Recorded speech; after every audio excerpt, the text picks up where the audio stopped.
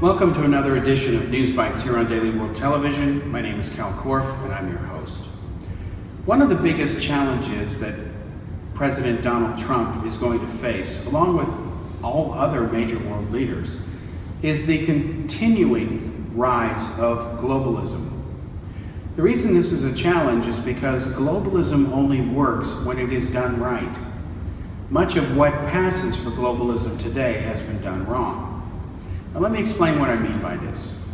Take the United States as an example. Companies will outsource the manufacturing of their goods to other nations such as communist China because labor and human rights mean nothing and they're much cheaper.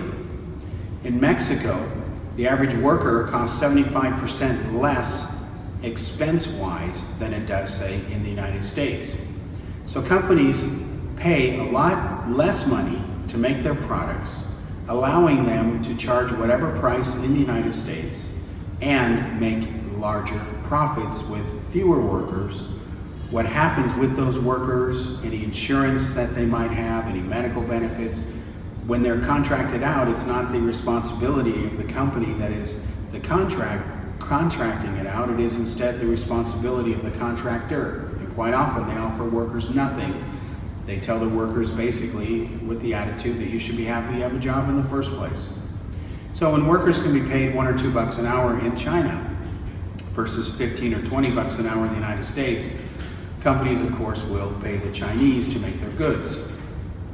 What happens then is that communist China, because it does large numbers of manufacturing, will then take part of that money and build up its military arsenal so that it can ironically confront any enemies, including the United States, which is in part funding the military buildup and expansion of the Chinese army and even its continuing proliferation of nuclear weapons.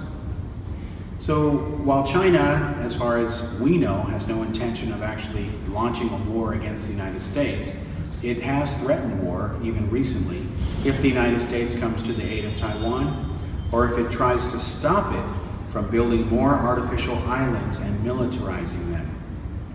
Now, China has customers all over the planet, much more than just the United States.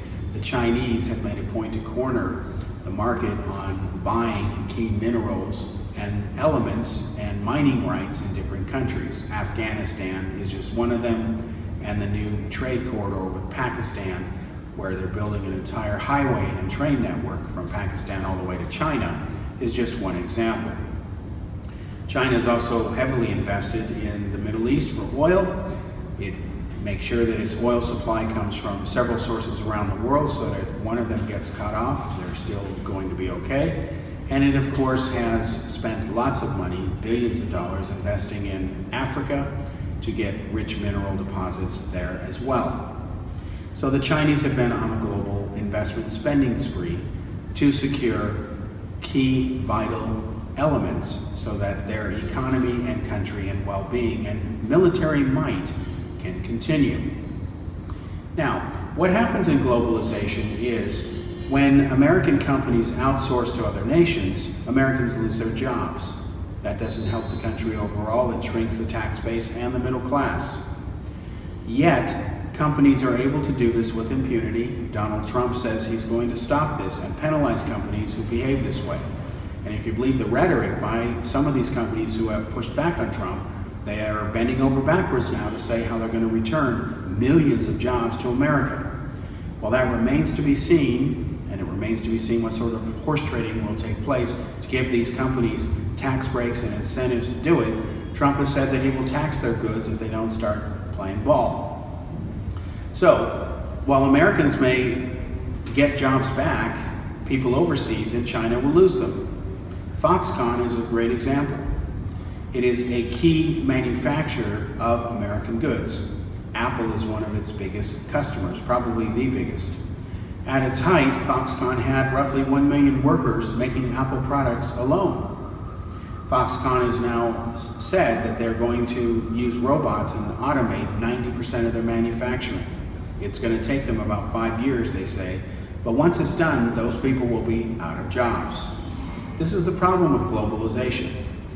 You're simply moving a pile of money from one country to another, and somebody has to lose. And when automation kicks in, what happens to the worker? He doesn't have a job. Even if you move the piles of money around, robots are a lot cheaper after the initial upfront costs than paying human workers. Robots don't require insurance. They don't require any social program to support or matching of dollars in the form of Social Security taxes. They're just machines. And whatever money is spent on those machines is tax deductible. It's an investment. It's a write-off.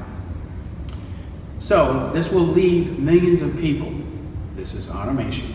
Technology advances. Things like 3D printers, which can actually print a house in a day or two, requiring very few laborers to actually put those pieces together. Maybe someone to wire the plumbing, someone to wire the electricity, but the overall house itself is printed with the 3D printer. There's not dozens of laborers slaving away doing it physically. The printer does the work. You can already get 3D built houses in China, ironically, and they're cheap. So, what is the answer here? The answer may very well exist in the form of what Europe is experimenting with, because Europe is already experiencing this problem. The answer may be in what is called paying a subsistence every month, where you get free money. It doesn't matter what you do, it doesn't matter whether you work or not, it's just money that the government gives you.